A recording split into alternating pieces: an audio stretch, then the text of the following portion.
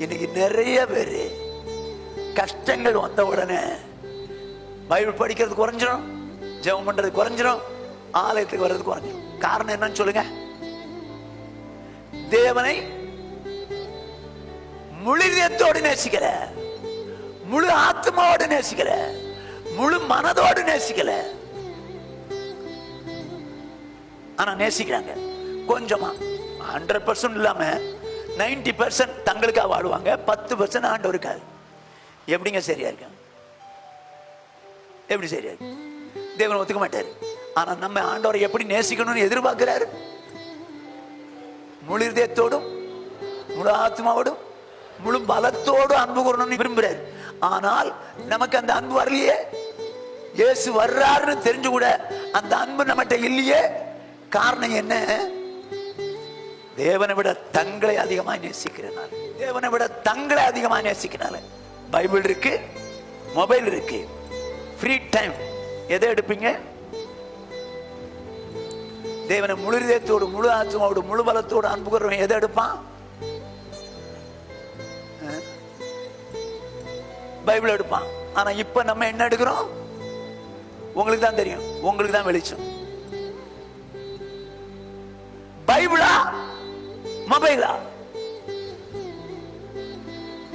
தேவனை முழுமையா தேடுறவன் சும்மா மொபைல இப்படி இப்படி நோண்ட மாட்டாங்க.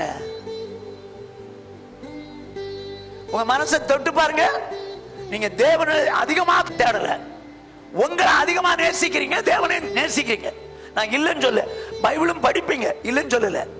ஆனால் உங்களை அதிகமா நேசிக்கிறனால தான் மொபைல்ல ரொம்ப இன்ட்ரெஸ்ட் வந்துருச்சு. உங்களை அதிகமா நேசிக்கிறனால. யோசித்து பார் சௌரியே, சௌனை யோசித்து பார்.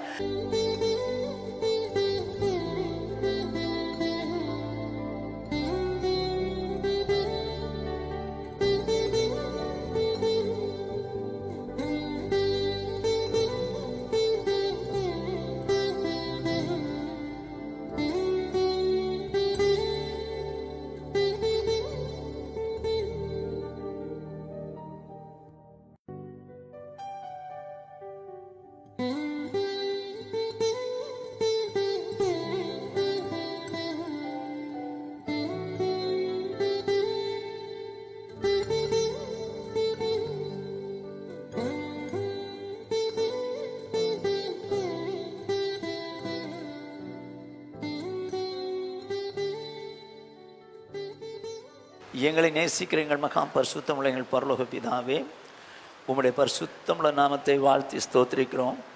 கிருபை இரக்கமுள்ள தேவனே ஸ்தோத்திரிக்கிறோம். ஆண்டவரே, இந்த அருமையான நல்ல நாளிலும் கூட இம்மட்டும் உடைய பிள்ளைகள் பாடி துதித்து ஆராதிக்க உதவி செய்தீர். இப்பொழுதும் ஆண்டவருடைய வார்த்தையினாலே என்னோடும் எங்களோடும் பேசுவீராக. இயேசு கிறிஸ்துவின் இன்ப நாமத்தில் பிதாவே. தேவன் நம்மோடு கூட பேசுவாராங்க. இன்றைய செய்தியின் தலைப்பு இன்றைய ஆவிக்குரியவர்களின் நிலைமை. இன்றைய ஆவிக்குரியவர்களின் நிலைமை. உபாகமம் 33வது அதிகாரம் 29வது வசனம். இஸ்ரவேலே, நீ பாக்கியவான், கர்த்தரால் ரட்சிக்கப்பட்ட ஜனமே, உனக்கு ஒப்பானவன் யார்? போதும். வேதம் என்ன சொல்லுது? இஸ்ரவேலே, நீ பாக்கியவான், கர்த்தரால் ரட்சிக்கப்பட்ட ஜனமே, உமக்கு ஒப்பானவன் யார் என்று இருக்குது. அப்படியானால் தேவன் இஸ்ரவேலரை என்ன சொல்றாரு? நீங்க பாக்கியவான்கள் அப்படின்றார். நீங்க பாக்கியவான்கள் அப்படின்றார். பாக்கியவான்கள் ஆனது காரணம் என்ன? அவங்க ரட்சிக்கப்பட்டிருக்காங்க. எகிப்திலிருந்து மீட்கப்பட்டு செங்கடலை கணக்க வைத்து மோசையினாலும் மேகத்தினாலும் சிவந்த சமுத்திரத்தில் ஞானஸ்நானம் பெற்று வெளியே வந்தவங்க தான் இஸ்ரவேலர்கள். அவர்களே பாக்கியவான்கள் என்று சொல்றார். காரணம் அவங்களை ரட்சித்துட்டார். அப்படியே அருமையானவர்களே, நீங்களோ நானோ நம்ம பாக்கியவான்களாக இருப்பதற்கு ரட்சிக்கப்பட்டவர்களாக இருக்க வேண்டும். அப்படியானால் ரட்சிக்கப்படுகிறது என்ன என்று சொல்லி இயேசு சொல்லுகிறார். என்ன சொல்லுகிறார்? மார்க் எழுதின சுவிசேஷம் 16வது அதிகாரம் 16வது வசனம். விசுவாசம் உள்ளவனாகி ஞானஸ்நானம் பெற்றவன் ரட்சிக்கப்படுவான். இயேசு சொல்றாரு, விசுவாசம்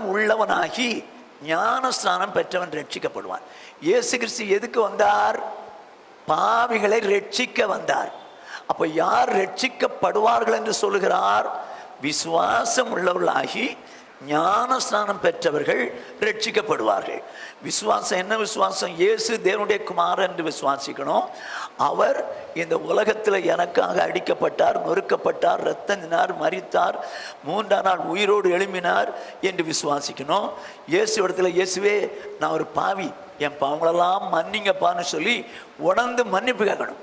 அப்படி மன்னிப்பு கேட்டால் வேதம் சொல்லுது, இயேசு கிறிஸ்துவின் ரத்தம் சகல பாவங்களை நீக்கி சுத்திகரிக்கும். இந்த அனுபவத்தை பெற்றவர்கள் என்ன செய்யணுமா? ஞான ஸ்நானம் பெற்றுக்கொள்ளணுமா. ஸோ இயேசு என்ன பாவத்தை விடுதலையாக்கினார்னு விசுவாசித்து ஞான ஸ்நானம் பெற்றவர்கள் ரட்சிக்கப்பட்டவர்கள். கவனமாக கேட்டுங்க, இவங்க ரட்சிக்கப்பட்டவங்க. என்ன சொல்றது வேதம்? இஸ்ரவேலே நீ பாக்கியவான். ஏன்? நீ ரட்சிக்கப்பட்ட ஜனம். அப்போ ரட்சிக்கப்பட்டவர்களை தேவன் பாக்கியவான் என்று சொல்கிறார், பாக்கியவதி என்று சொல்கிறார்.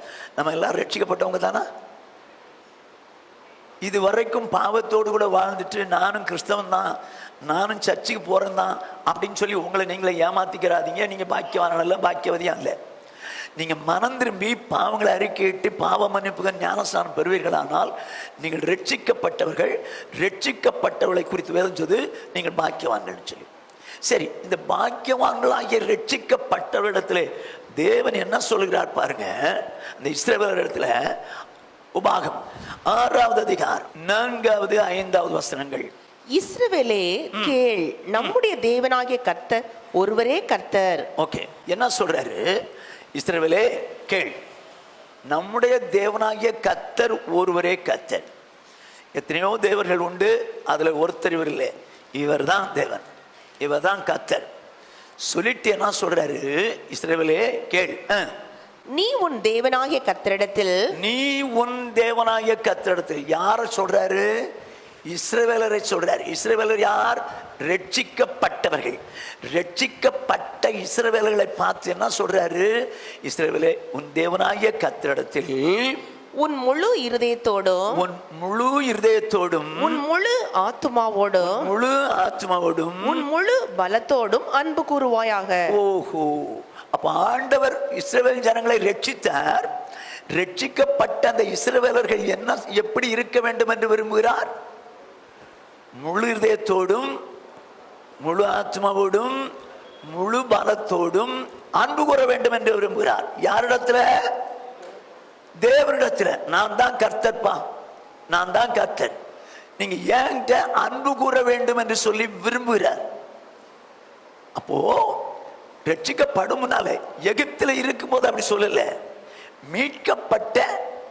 மீட்கப்பட்ட பின்பு இஸ்ரவேலரிடத்தில் சொல்றாரு, நீங்க என்கிட்ட முழு இதயத்தோடும், முழு ஆத்மாவோடும், முழு மனதோடும், முழு பலத்தோடு அன்பு கூறணும்ன்றார். இப்போ நீங்களும் நானும் ரட்சிக்கப்பட்டவங்க தானே? அப்படின்னா நம்ம என்ன செய்யணும்னு விரும்புறாரு? முழு இதயத்தோடும், முழு ஆத்மாவோடும், முழு பலத்தோடும் அவரிடத்துல அன்பு கூறணும்னு விரும்புகிறார். அன்பு கூற வேண்டும் என்று விரும்புகிறார். கவனமா கேட்டுங்க. இப்போ நானும் நீங்களும் ரட்சிக்கப்பட்டோம். இயேசு கிறிஸ்து பாவிகளை ரட்சிக்க வந்தாரு. ஓகே, ரட்சிக்கப்பட்டோம். மறுபடி வரப்போகிறார். தமக்காக காத்து கொண்டிருக்கிறவர்களை மீட்டு போக வரப்போகிறார். இப்போ என்ன சொல்லுது வேதம்? 1 கொரிந்தியர் 16வது அதிகாரம் 22வது வசனம். ஒருவன் கர்த்தராகிய இயேசு கிறிஸ்துவிடத்தில் அன்பு கூறாமற் போனால் அவன் சபிக்கப்பட்டவனாய் இருக்க கடவன். கர்த்தர் வருகிறார். என்னங்க இது? யாருக்கு எழுதுகிறார்? சபைக்கு எழுதுகிறார். சபையார் யார்? ரட்சிக்கப்பட்டவங்க. அப்படியானால் என்ன அர்த்தம்? அவர் பாக்கியவான்கள் என்று சொல்லுகிற ஸ்டேஜில் இருக்கிறாங்க சபையார். அவர்கள் எப்படி இருக்க வேண்டும் என்று விரும்புகிறார்? முழு இதயத்தோடும், முழு ஆத்மாவோடும், முழு மனதோடும், முழு பலத்தோடும் தேவனிடத்தில் அன்பு கூற வேண்டும் என்று விரும்பினார். இப்போ நீங்களும் நானும் ரட்சிக்கப்பட்டவங்க. நானும் நீங்களும் முழு இதயத்தோடும், முழு ஆத்மாவோடும், முழு மனதோடும், முழு பலத்தோடும் தேவனிடத்தில் அன்பு கூற வேண்டும் என்று சொல்லி தேவன் விரும்புகிறார். கவனமா கேட்டுங்க. அப்படி இருக்க வரப்போறார் இயேசு. வரப்போற இயேசுவிடத்துல முழு இதயத்தோடு, முழு ஆத்மாவோடு, முழு மனதோடு, முழு பலத்தோடு அன்பு கூர்ந்து அவருடைய வருகைக்காய் காத்திருக்கணும். சப்போஸ் அவரிடத்துல அன்பு கூறல, வரப்போறார் இயேசு, அப்படின்னு தெரியும். ஆனா அவரிடத்தில் அன்பு கூறல. என்னமா அப்படிப்பட்டவன் சபிக்கப்பட்டவன்றாரு. என்னடா அது, ரட்சிக்கப்பட்டவன் ஆசீர்வதிக்கப்பட்டவன்றாரு. ஆனால் இப்பொழுதோ இயேசு வருகிறார் என்று தெரிந்தும் அவரிடத்தில் அன்பு கூறாதவன் சபிக்கப்பட்டவன். முழு இதயத்தோடும் முழு ஆத்மாவோடும் முழு பலத்தோடும் கூட அன்பு கூற வேண்டியவர்கள் இயேசு வருகிறார் என்று சொல்லி தெரிந்தும் அன்பு கூறாமல் போனால் ஆசீர்வதிக்கப்பட்டவர்கள் எப்படி மாறுகிறார்கள்? சபிக்கப்பட்டவர்களாய் மாறுகிறார்கள். அருமையானவர்களே, இயேசு வருகிறார் என்று அறிந்த நீங்களும் நானும் முழு இதயத்தோடும் முழு ஆத்மாவோடும் முழு பலத்தோடும் அன்பு கூறுறவங்களா இருக்கும். இயேசு எப்போ வருவார் தெரியாது, எப்போ வருவார் தெரியாது. இன்றைக்கு ஆவிக்குரிய உலகத்திலே 3 விதமான கூட்டத்தார் இருக்கிறாங்க. அப்படி ஆனால் ரட்சிக்கப்பட்டவர்களிடத்தில் ஒன்று தேவனிடத்தில் உள்ளதை நேசிக்கிற கூட்டம், 2வது தேவனை காட்டிலும் தங்களை அதிகமாய் நேசிக்கிற கூட்டம். தேவனை நேசிப்பாங்க, ஆனால் அதைவிட தங்களை அதிகமாய் நேசிப்பார்கள். 3வது கூட்டம் தேவனையே நேசிக்கிற கூட்டம். 3வது கூட்டத்தில் தான் நம்ம சபை இருக்கணும்னு நான் வாஞ்சிக்கிறேன். ஏன்னா ஒரு கூட்டம் தேவனிடத்தில் உள்ளதை நேசிக்கிற கூட்டம், 2வது கூட்டம் தேவனை விட தங்களை அதிகமாய் நேசிக்கிற கூட்டம், 3வது கூட்டம் தேவனையே நேசிக்கிற கூட்டம். இப்ப இந்த கூட்டத்தில் எப்படி எப்படி யார் யார் எப்படி இருக்காங்கன்னு பார்த்துக்கோம். ஆனால் இயேசு கிறிஸ்து வருகிறார் என்று தெரிந்தும் நானும் நீங்கள் அவரிடத்தில் அன்பு கூறாமல் போனால் சபிக்கப்பட்டவர்கள் என்று எழுதியிருக்கிறது. நான் சொல்லலைங்க, வேதம் சொல்லுது. ஆகையினால இந்த சபிக்கப்பட்ட ஒரு நிலைமை தேவ ஜனத்துக்கு நம்முடைய சபையாருக்கு வந்துடக்கூடாது, நம்முடைய சபையாருக்கு வந்துடக்கூடாது. ஓகே, இப்போ தேவனிடத்தில் உள்ளதையே நேசிக்கிற கூட்டம் எப்படியும் பார்ப்போம். வாசிங்க பிலிப்பியர்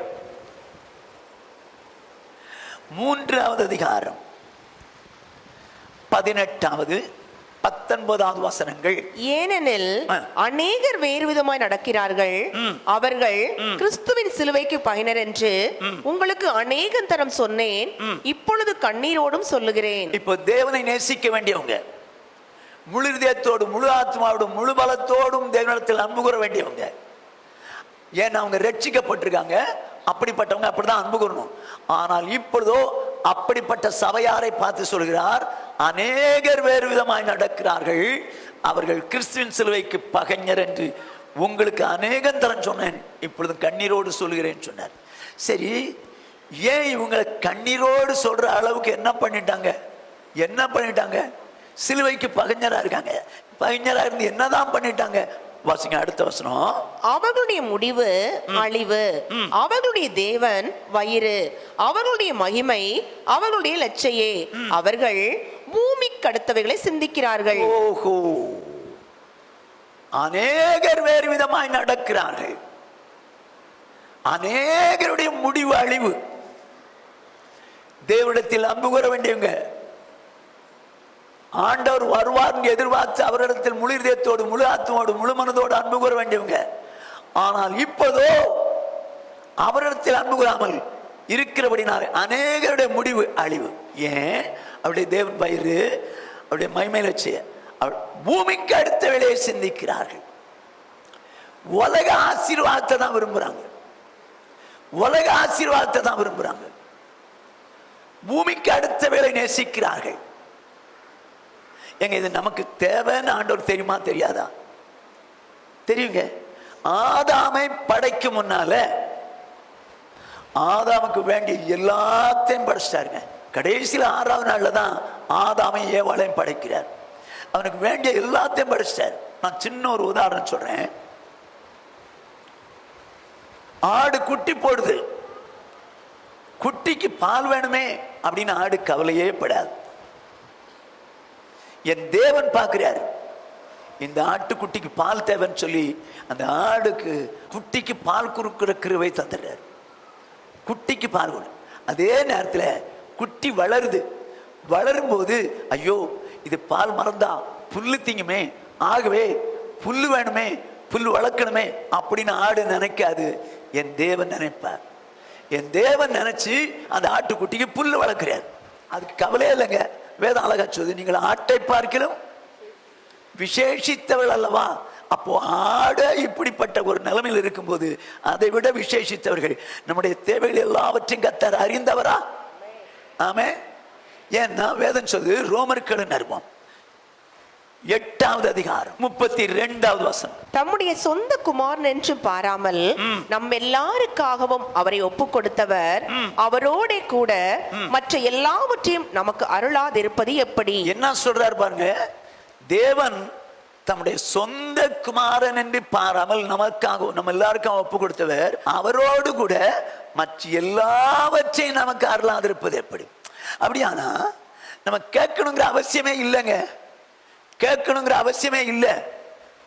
ஏன்னா தேவன் தம்முடைய குமாரனே கொடுத்தார். குமாரனே கொடுத்தபடினால அவரோடு கூட மற்ற எல்லாவற்றையும் அருளாதிருப்பது எப்படி? அப்போ நமக்கு வேண்டிய எல்லாத்தையும் கொடுப்பாருங்க. எல்லாத்தையும் கொடுப்பார். நீங்க கேட்கணுங்கிற அவசியம் இல்லை.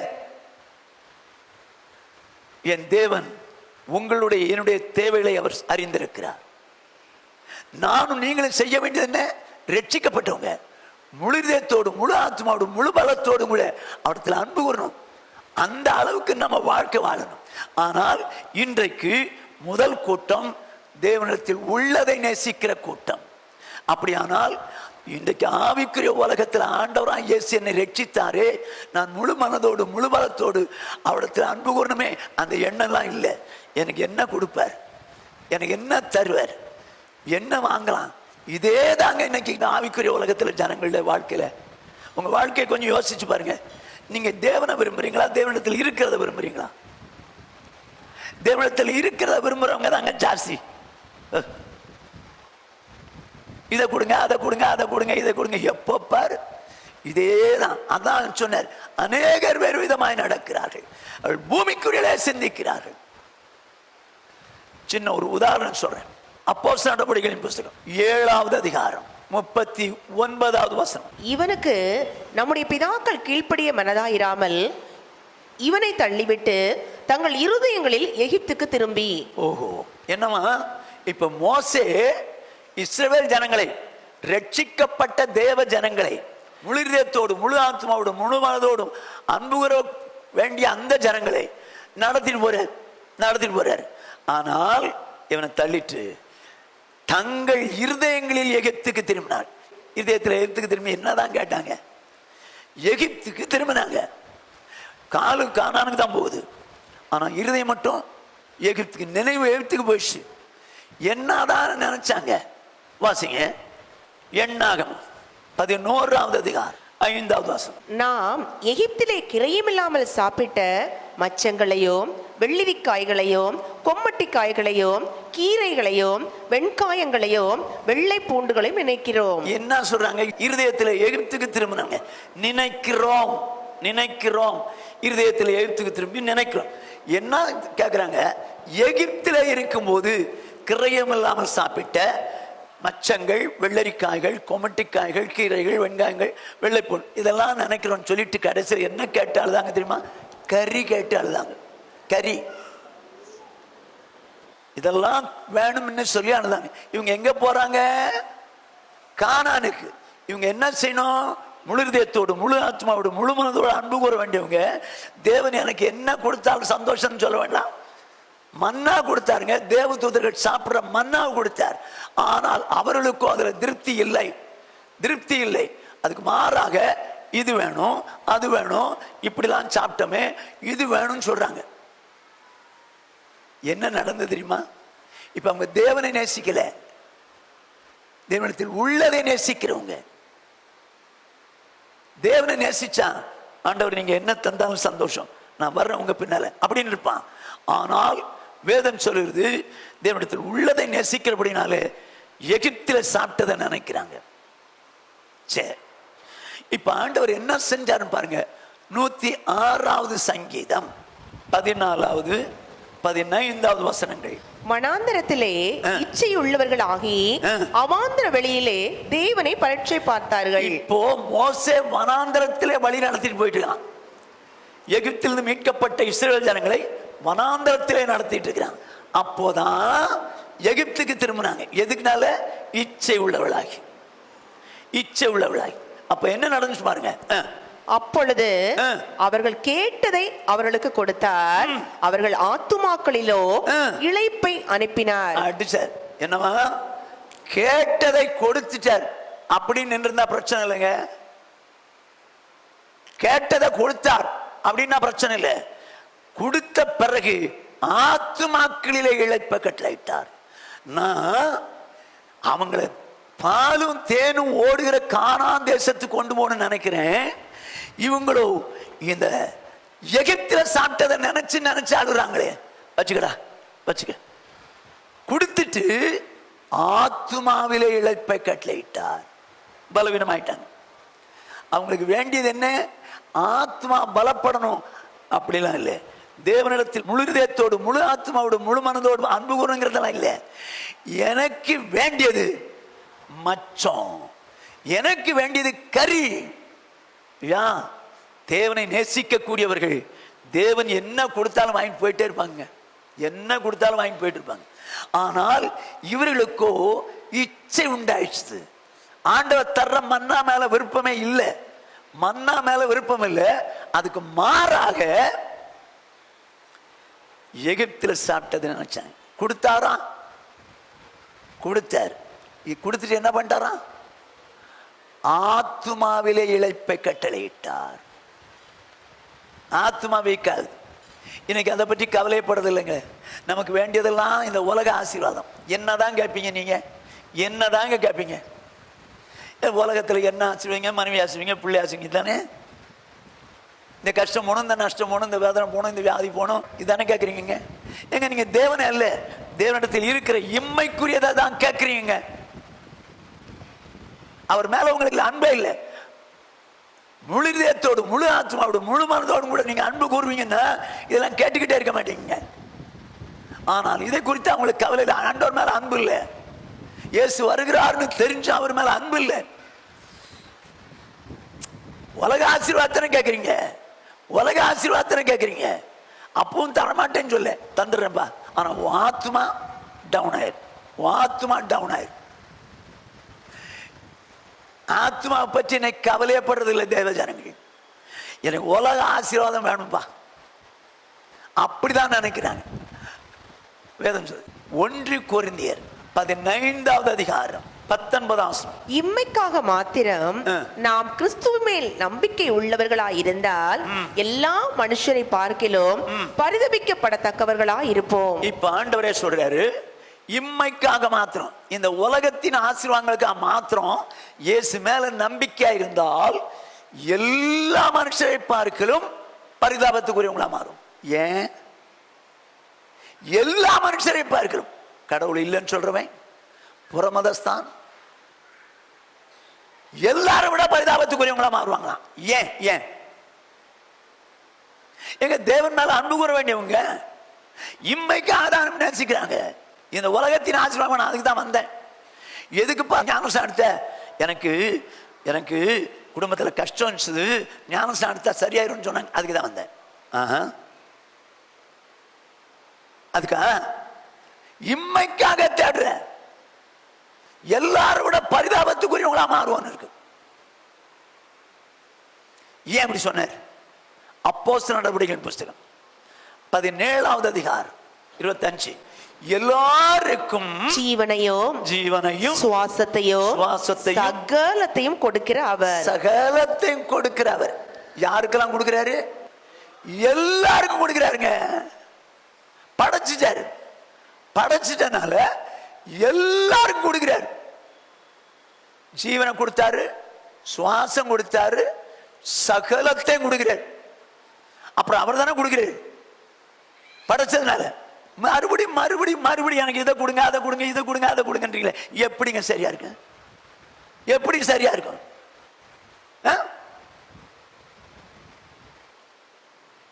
எப்படி சரியா இருக்கும்? வேதனையா இருக்குதுங்க. இன்னைக்கு தேவ ஜனங்கள் தேவனை விரும்பலங்க, தேவனிடத்தில் உள்ளதுதான் விரும்புறாங்க, அதைத்தான் நேசிக்கிறாங்க. நான் ஒரு உதாரணத்தை சொல்றேன். லூக்கான சுவிசேஷம் 16வது அதிகாரம் 19வது வசனம். ஐஸ்வர்யம் உள்ள ஒரு மனுஷன் இருந்தான். அவன் இரத்தாம்பரமும் விலையேறப்பட்ட வஸ்திரமும் தரித்து அனுதினமும் சம்பிரமமாய் வாழ்ந்து கொண்டிருந்தான்.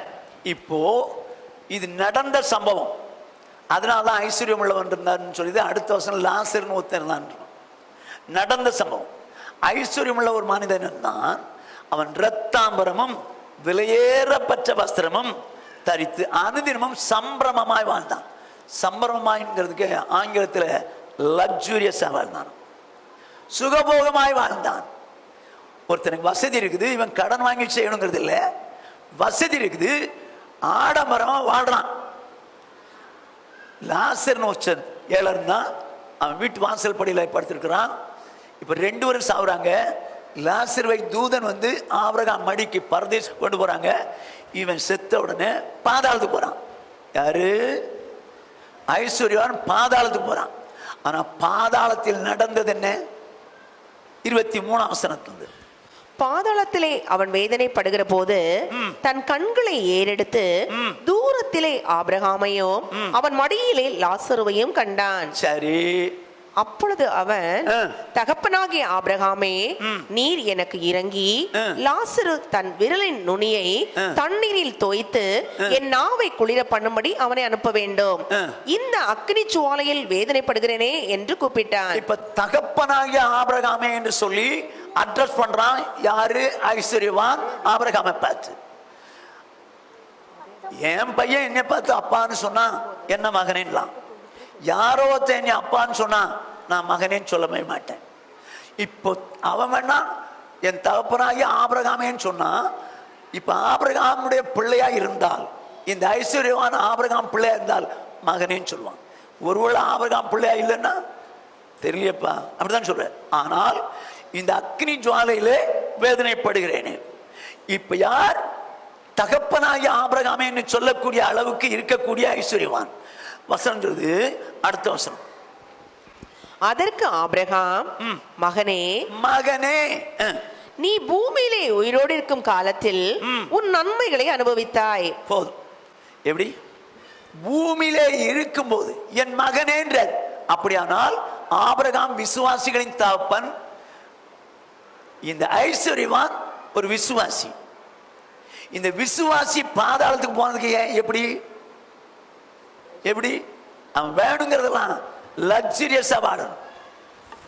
ஆனா விசுவாசி தானா? ரட்சிக்கப்பட்டவன் தான். இன்னைக்கு நிறைய விசுவாசிகள் ரட்சிக்கப்பட்டுட்டு நம்ம லக்ஸூரியஸா வாழணும், வளமா வாழணும், ஆண்டவர் இம்மைக்குரிய ஆசீர்வாதம் தாங்கப்பா அப்படின்னு சொல்லி இம்மைக்குரிய ஆசீர்வாதங்களே தேடுறவங்க ஏராளம். வளமா வாழணுமா? வளமா வாழணும். எதுக்கு பார்த்தாடுற? ஆண்டவரே 4 பேருக்கு மத்தியில நான் நல்ல வளமா இருக்கணும் ஆண்டவரே, ஆசீர்வாதமா இருக்கணும் ஆண்டவரே. ஓஹோ, அப்படியாது. நீங்க இயேசுவை தேடுறீங்களா? இயேசுவிடத்தில் உள்ளதை தேடுறீங்களா? உள்ளதை தேடுறாங்க. அன்றைக்கு சுகபோகமா வாழணும், லக்ஸூரியஸா வாழணும் சொல்லி சுகபோகத்தை தான் தேடினானே தவிர, இவன் இந்த ஐஸ்வர்யவான் விசுவாசியா இருந்த போதிலும் நான் முழு இதயத்தோடு, முழு ஆத்மாவோடு, முழு மனதோடு உம்மிடத்தில் அன்பு கூறுறேன் ஆண்டவரே நினைக்கவே இல்லைங்க, நினைக்கவே இல்லை. இந்த காலவெளியில் வந்திருக்கிற விசுவாச ஒரு நேசவரிய கேள், யாரை தேட? நீ எதை நினைக்கிற? எதை தேடுற? ஆண்டவர்கிட்ட இதை கொடுங்க, அதை கொடுங்க. நீ இம்மைக்காக தானே தேடுற? கேட்டதை கொடுப்பாரா? கொடுப்பாருங்க. ஆனால் ஆத்மாவிலோ இழைப்பை கட்டளையிடுவார். ஆத்மா கதை முடிஞ்சு போச்சு. ஆத்மாவுக்கு கதை முடிஞ்சு போச்சு. இன்றைக்கு ஆவிக்குரிய உலகத்தில் ஏகர் வேறு விதமாய் நடக்கிறார்கள். பூமிக்குரியல தான் சிந்திக்கிறாங்க. இப்போ உங்க நிலைமையை கொஞ்சம் பார்த்துங்க. இந்த காய்ச்சல் உள்ள கதை கதை கதை கதைன்னு இருக்கும், உள்ள இருக்கும், காய்ச்சல் அடிக்கிற மாதிரி தெரியும். வெளியே கொஞ்சம் காய்ச்சல் இருக்கா பாருங்களேன் அப்படின்னா, இல்லையே, தொட்டு பார்த்தா காய்ச்சல் இருக்க மாதிரி தெரியலையே, தெரியாது. ஆனால் தெர்மாமீட்டரை உள்ள விட்டா காய்ச்சல் இருக்க தெரியும். அதே போல நம்மெல்லாம் பார்த்தா தேவனை நேசிக்கிற கூட்டத்தார் மாதிரி தான் இருக்கிறோம். தேவனே இல்லை, தேவனையே நேசிக்கிற கூட்டத்தார் மாதிரி தான் இருக்கிறோம். ஆனால் வசனத்தை உள்ள விட்டு பார்த்தாதான் நீங்கள் யாரை நேசிக்கிறீங்க. தேவனிடத்தில் உள்ளதையே நேசிக்கிற கூட்டம். கவனமாக கேட்டுங்க. ஆசீர்வாதத்தையே நேசிக்கிற கூட்டம். ஜீசஸ். இவங்க தேவனுடைய ராஜ்யத்துக்கு போக முடியாது. ஆனால் இஸ்ரவேலர் ரட்சிக்கப்பட்டவங்க தானா? ரட்சிக்கப்பட்டவங்க தான், போக முடியாது. ஒன்று. ரெண்டாவதாக வேதம் சொல்லுது, அடுத்த கூட்டம் என்ன கூட்டம்? தேவனை முழுமையாய் நேசிக்காத கூட்டம். ஆனால் நேசிப்பாங்க, முழுமையாக 100% நேசிக்கும். ஆனால் ஆண்டவர் என்ன சொல்றாரு? இஸ்ரவேலே, நீ முழு இதயத்தோடும் முழு ஆத்மாவோடும் முழு பலத்தோடு அன்பு கூறுவாங்க. அன்பு கூற வேண்டியது முழுமையா அன்பு கூறணும். ஆனால் ஆனால் ரெண்டாவது கூட்டம் முழுமையா கூட்டம் அன்பு கூறுறது இல்லை, அவரையும் நேசிப்பாங்க. இப்ப பாரு, 2 நாளாகமம் 25வது அதிகாரம் 1வது 2வது வசனங்கள். அமத்சியா 25ஆம் வயதிலே ராஜாவாகி 29 வருஷம் எருசலேமில் அரசாண்டான். எருசலேம் நகரத்தாளாகிய அவனுடைய தாயின் பேர் யோவதானாள். இப்போ அமத்சியா என்கிற ராஜா 29 வருஷம் எருசலேமில் அரசாண்டான். இவன் இஸ்ரவேல் ராஜாவா யூத ராஜாவா? யூத ராஜா. யூத ராஜா அங்க இருந்து எருசலேம் அரசாடுறான். எருசலேம் தான் கேபிட்டல். இப்போ அந்த யூத ராஜா தேவனால் ஏற்படுத்தப்பட்ட ஒரு ராஜா அமத்சியா. ஆனா அவனுடைய நிலைமை பாருங்க, அடுத்த வசனம். அவன் கர்த்தரின் பார்வைக்கு செம்மையானதை செய்தான். ஒரு நிமிஷம் நிறுத்திங்க. அவன் கர்த்தரின் பார்வைக்கு செம்மையானதை செய்தான். செஞ்சதெல்லாம் எப்படிதான் இருக்குது? ஆண்டவர் பார்வையில கரெக்டா செய்யறான். ஆண்டவர் பார்வையில கரெக்டா செய்யறான். கவனமா கேட்டுங்க. தேவனால் ராஜாவாக்கப்பட்டவன், இஸ்ரவேலின் ராஜா, முழு இதயத்தோடு முழு ஆத்மாவோடு முழு மனதோடு அந்த தேவனிடத்தில் அன்பு கூற வேண்டியவன். ஆனால் இவனோ கர்த்தரின் பார்வைக்கு செம்மையானதை செய்தான். செய்தவனை குறித்து வேதம் என்ன சொல்லுன்னு பாருங்க. ஆனாலும் அடிச்சாரட்டி, ஆனாலும் முழு மனதோட அப்படி செய்யவில்லை. எங்க செஞ்சது உண்மைதான், ஆனால் முழு மனசோடு கூட செய்யல. தேவனை நேசிக்கிறவனா இருந்தால், முழு மனசோடு நேசிக்கிறவனா இருந்தால் அவன் செஞ்சது சரிதான். ஆவியானவர் எழுதி வச்சிருக்கிறாரு, அவன் செம்மையானதை செய்தான், மாற்றம் இல்லை.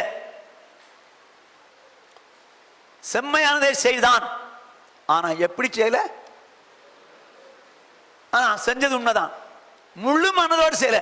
ஆனா ஆண்டவரத்தில் அன்பு கூறுறவன், முழு மனதோடு அன்பு கூறுறவன் என்ன செய்யணும்? அவர் சொன்னது எல்லாம் செய்யணும். தேவனிடத்தில் அன்பு முழு இதயத்தோடு முழு ஆத்மாவோடு முழு பலத்தோடு அன்பு கூறணும். ஆனா இவனோ தேவனை நேசித்தது உண்மைதான், பார்வை தேவனுடைய பார்வைக்கு செம்மையான செய்தது உண்மைதான். ஆனா ஹோல் ஹார்ட்டோடு செய்யல, முழு இதயத்தோடு செய்யல. செஞ்சது உண்மைதான், ஆனா அவனுடைய முழு மனசும் ஒத்துக்கல. இன்னைக்கு எப்படி தேவனை முழுமையாய் நேசிக்காத கூட்டம். இதனால நடந்தது என்ன தெரியுமா? வாசிங்க 14ஆம் வசனத்திலிருந்து 16ஆம் வசனம் முடியும். அமத்சியா ஏதோமியரை முறியடித்து சேயீர் புத்திரரின் தெய்வங்களை கொண்டு வந்த பின்பு அவன் தனக்கு தெய்வங்களாக வைத்து அவைகளுக்கு முன்பாக பணிந்து அவைகளுக்கு தூபம் காட்டினான். ஏங்க, அமத்சியா யூத ராஜா, ரட்சிக்கப்பட்ட இஸ்ரவேலன், முழு இதயத்தோடு முழு ஆத்மாவோடு முழு பலத்தோடு கூட தேவனிடத்தில் அன்பு கூற வேண்டியவன். ஆனால் இப்பொழுதோ அமத்சியா எப்படி தேவனிடத்தில் அன்பு வந்தானா? செம்மையா தேவனுக்கு பிரியமான செய்தான், ஆனா முழு மனதோடு செய்யல, முழு மனதோடு செய்யல. அதனால அவன் எப்படிப்பட்டவனா மாறிட்டான்? ஏதோமியரை முறியடித்தான், யுத்தத்துக்கு போனான், முறியடித்தான், சேயீர் புத்திரரின் தெய்வங்களை கொண்டு வந்துட்டான். இவன் யெகோவாகிய தேவனை முழு மனதோடு நேசிப்பானால் கொண்டு வந்திருப்பான. அந்த தெய்வங்களை கொண்டு வந்துட்டாங்க, அந்த தெய்வங்களை கொண்டு வந்துட்டான். கொண்டு வந்து அவைகளை என்ன பண்றான்? சேவிக்க பார்க்கிறான்.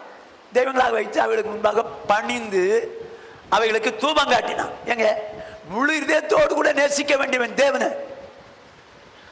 ஆனால் தேவனுக்கு செம்மையான செய்தான், முழு மனதோடு செய்யலை. இப்ப அதனால என்னாச்சு, அடுத்த தெய்வங்களை கொண்டு வந்து அவைகளுக்கு முன்னால பணிஞ்சான். வேதம் சொல்லுது, வாசிங்க தொடர்ந்து அடுத்த வசனம். அப்பொழுது கர்த்தர் அமத்சியாவின் மேல் கோபம் உண்டவராகி அவனிடத்துக்கு ஒரு தீர்க்கதரிசியை அனுப்பினார். இவன் அவனை நோக்கி, தங்கள் ஜனத்தை உமது கைக்கு தப்புவிக்காதே போன ஜனத்தின் தெய்வங்களை நீ நாடுவானேன் என்றான். இப்ப என்ன சொல்றாரு, அந்த தீர்க்கதரிசியை தேவன் தான் அனுப்பினார். அவன் மேல கோபப்பட்டார், அமத்சியா மேல. முழு இதயத்தோடு முழு ஆத்மாவோடு முழு பலத்தோடு அன்பு கூற வேண்டிய இவன் முழுமையா நேசிக்காம தனக்குன்னு ஒரு இடத்தை வச்சுக்கிட்டு என்ன கொஞ்சம் நேசிக்கிறான். ஆகையினால அவன் அடுத்த தெய்வத்தை கொண்டு வந்து வச்சுக்கிட்டான். இப்போ தேவன் கோபப்பட்டு ஒரு தீர்க்கதரிசி அனுப்புறார். இந்த தீர்க்கதரிசி சொல்றான், இவன் அவனை நோக்கி, தங்கள் ஜனத்தை உமது கைக்கு தப்புவிக்காத போன தெய்வங்களை நாடுவானேன். ஓப்பனா சொல்றான். தேவனால் அனுப்பப்பட்ட அந்த தீர்க்கதரிசி தேவன் சொன்னதை சொல்றான். ஏன்பா அந்த தெய்வமே ஜனங்களை தப்பிக்கல, அப்புறம் அந்த தெய்வத்தை பிடிச்சு வந்திருக்கிய ஏன்னு சொல்லிட்டு சொன்ன உடனே தன்னோட அவன் இப்படி பேசின போது ராஜா அவனை நோக்கி, உன்னை ராஜாவுக்கு ஆலோசனைக்காரனாக வைத்தார்களோ அதை விட்டுவிடு, நீ ஏன் வெட்டப்பட வேண்டும் என்ற அடிச்சாட்டு. ஏங்க அவன் கேட்கிறான் பாருங்க, ஏய் எனக்கு ஆலோசனைக்காரன் ஒண்ணு வச்சேன் யாரா? எனக்கு ஆலோசனை சொல்ற அளவுக்கு நீ பெரிய ஆளா? வெட்டிடுவேன். நீ ஏன் வெட்டப்படணும்? ஓடி போயிரு. எங்க அனுப்பிச்சதோ தேவன். அவன் தப்பா போறான், முழு மனசோடு தேவனை பின்பற்றலையே அப்படின்னு சொல்லி அனுப்புனா, நீ ஏன் வெட்டப்படணும்? ஓடின்றான். அப்படின்னா இன்னைக்கு ஊழியக்காரன் தேவனுடைய ஜனத்தை நடத்தும் போது இப்படியா நீ செய்யற, இப்படியா பண்றன்னா இன்னைக்கு அநேகருக்கு ஊழியக்காரருக்கு மேல கோவம். ஏன் இப்படி பேசுறாரு? ஏன் இப்படி சொல்றாரு? எங்க நான் வேதத்துக்கு மாறா சொன்னா நீங்க எழும்புங்க, நீங்க சொல்லுங்க. நீங்க இந்த ஊழியக்காரனா இருக்க வேணாங்க, தேவனுக்கு வசனத்துக்கு மாறா சொல்றீங்க, அதனால நாங்க அப்படி வாழ முடியாது, நீங்க வேற ஒரு ஊழியக்காரரை வச்சிடும், நீங்க போங்க சொல்லுங்க. ஆனால் நான் வசனமா உங்களுக்கு சொல்லும் போது உங்களுக்கு கஷ்டமா இருக்குல்ல, அதனால என்ன நினைக்கிறீங்க, என்ன இந்த ஆளு இப்படிலாம் பேசுறான், என்ன முரண்டு இந்த மாதிரி பேசுறான் அப்படின்னு சொல்லி வேதனைப்படுறீங்களா? நீங்க முழு இதயத்தோடு ஆண்டவர் நேசிச்சா பாஸ்டர் சொல்றது வசனம் தானே, அதனால கீழ்ப்படியுமே செய்வீங்க. ஆனால் உங்களுக்கு முழு மனதோட அவர் நேசிக்கல, அதனால என்ன நினைக்கிறீங்க, ஏன் இப்படி பேசுறாரு?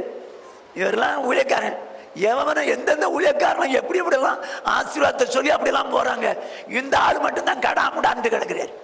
ஓஹோ, நாங்க உங்களுக்கு பேசுறது கடாமுடான்னு இருக்கா? ஆசீர்வாதத்தை சொல்லணும்னு விரும்புறீங்களா? நெவர். அருமையானவர்களே கவனமா கேட்டுங்க, நான் சொல்றது வசனம், உங்களை சரியாக்கி ஆண்டோட வருகை நிறுத்தணுங்கிறதுக்காக தான் நான் அப்படி பேசுறேன். ஆனா அவனை பார்த்து ஊழியக்காரனை பார்த்து சொல்றான், நீ ஏன் வெட்டப்பட வேண்டும்? ஒரு ஊழியக்காரனை பார்த்து ஏன் பவர் வெட்டப்படணும் அப்படின்னு கேட்கிறான். ஆண்டவர் விட்டுருவாராங்க? ஆண்டவர் சொன்னார், உங்களுக்கு செவி கொடுக்கிறவன் எனக்கு செவி கொடுக்கிறான், உங்களை அசட்டை பண்ணுகிறவன் என்ன அசட்டை பண்ணுகிறான், என்ன அசட்டை பண்ணுகிறவன். அப்போ ஊழியக்காரனை அசட்டை பண்ணினால் இயேசு அசட்டை பண்ற மாதிரி, இயேசு அசட்டை பண்ணினால் பிதாவை அசட்டை பண்ண மாதிரி. நான் உங்களை எனக்கு பயப்படுங்கன்னு சொல்ல வரல, நீங்க வேதத்தை நான் வேதமா சொல்லிக் கொடுக்கும் போது ஏன் இந்த மாதிரிலாம் பண்றாரு? என்னென்னமோ சபையில் இருக்குது, எப்படியோ இருக்கிறாங்க, ஆசீர்வாதமா வாழணும்னு சொல்லி கொடுக்குறாங்க, இவர் ஏன் இந்த மாதிரிலாம் பண்றாரு? ஐயோ என்ன பண்றாரோ தெரியல மனசுல நினைச்சேன்னு வச்சுக்கோ. அவன் வாயிலே சொன்னான் வெட்டப்படணும், நீ மனசுலே நினைச்சேன்னு வச்சுக்கோ, வித்தியாசமா இருக்க. வெட்டப்படணும்னு சொல்லி சொன்னானே, அவனை வச்சு ஆண்டவர் என்ன செஞ்சா தெரியுமா? அவனையே வெட்டிட்டார். போ எப்படின்னா வாசிங்க, 2 நாளாகமும் கடைசி 2 வசனம். அமத்சியா கர்த்தரை விட்டு பின்வாங்கின காலம் முதற்கொண்டு எருசலேமில் இருந்தவர்கள் அவனுக்கு விரோதமாக கட்டுப்பாடு பண்ணி கொண்டார்கள். ஒரு நிமிஷம், இவன் அமத்சியா ஏன் கர்த்தரை விட்டு பின்வாங்கினா? முழு மனதோடு அவரை பின்பற்றல, முழு மனதோடு பின்பற்றல. ஆனா பின்பற்றினானா? கொஞ்சம் அவருக்காக வாழணும், கொஞ்சம் மீதி நமக்காக வாழணும். அதனால கடைசியில அவன் பின்வாங்கி போய்விட்டான். அதிநிமித்தம் அவன் லாகீசுக்கு ஓடி போனான். ஆனாலும் அவன் பிறகு லாகீசுக்கு மனுஷரை அனுப்பினார்கள். அவர்கள் அங்கே அவனை கொன்று போட்டார்கள். யாரு? யூதாவில் உள்ள தேவ ஜனங்கள். இவன் தேவனை விட்டு பின்வாங்கிட்டாங்கிறது அறிந்ததுங்க. ஏன்னா அவனுக்கு விரோதமா கட்டுப்பாடு பண்ணி அவனை எப்படி அவன் சாவடிச்சிடும் அப்படின்னு நினைச்ச உடனே அவன் வேற ஊருக்கு ஓடுறான். பின்னால போய் துரத்தி அவனை கொன்னுட்டாங்க. என்ன நடக்குன்னு பாருங்க. குதிரைகள் மேல் அவனை எடுத்து வந்து யூதாவின் நகரத்தில் அவன் பிதாக்கள் அண்டையிலே அடக்கம் பண்ணினார்கள். குதிரைகள் மேல் அவனை எடுத்து வந்து யூதாவின் நகரத்தில் அவனை அடக்கம் பண்ணினார்கள். போதும். இப்போ ஏற்கனவே தெரிஞ்ச காரியம் தான். எங்க ஒரு பாடி, செத்து போன பாடி ஒரு குதிரையில கொண்டு வர்றதா இல்ல நிறைய குதிரைகள் வேணுமா? ஒரு பாடியை கொண்டு வர ஒரு குதிரை தான், ஒரு குதிரை. ஆனால் வேதம் சொல்லுது குதிரைகள் மேல் அவனை எடுத்து வந்தார்கள். அப்ப குதிரைகள் மேல் எடுத்து வர்ற அளவுக்கு என்ன ஆச்சு? வெட்டிட்டான், பாட்டாக்கிட்டாங்க. யாரப்பா சொன்ன? அமத்சியா, நீ தப்பா நடக்கிறேன்னு சொல்லி என் ஊழியக்காரன் அனுப்புறேன், என்னுடைய ரெப்ரசன்டேட்டிவ் அவன் அனுப்புனா நீ என்ன சொல்ற? நீ ஏன் சாகணும்? வெட்டுவேன் சொன்னல. இப்ப நானே உன்னை வெட்டுறேன்டா, நானே உன்னை வெட்டுறேன்.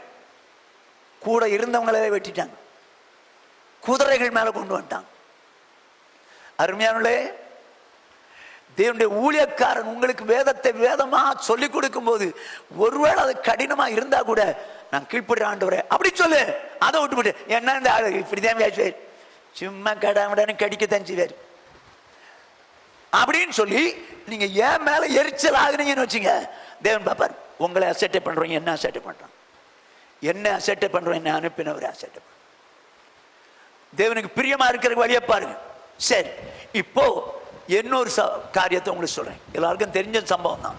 இன்னொரு காரியத்தை உங்களுக்கு சொல்ற மாதிரி, நானும் நீங்களும் தேவனிடத்தில் உள்ளதையா தேவனையா நேசிக்கிறோமா? ஓகே, வச்சுக்கோ. தேவனிடத்தில் உள்ளதை நேசிக்கல இல்ல, ஒண்ணுமே கேட்க மாட்டீங்கல்ல.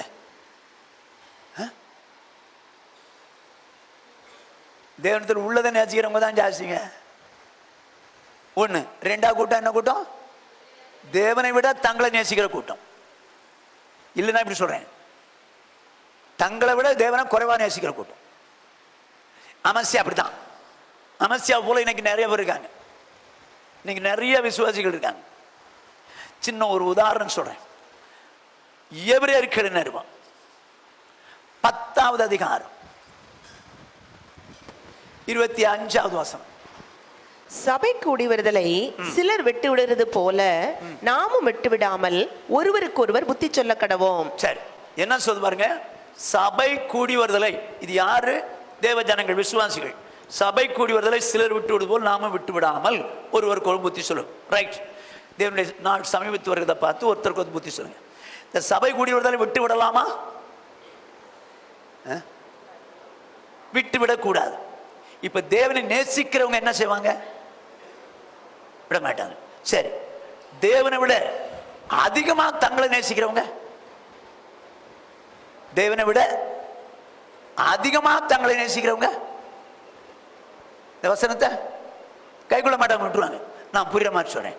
தேவனிடத்தில் அன்பு கூறுறவன், தேவனை விட தன்னையும் அதிகமா நேசிக்கிறவன் ஆராதனைக்கு எப்போ வருவான்?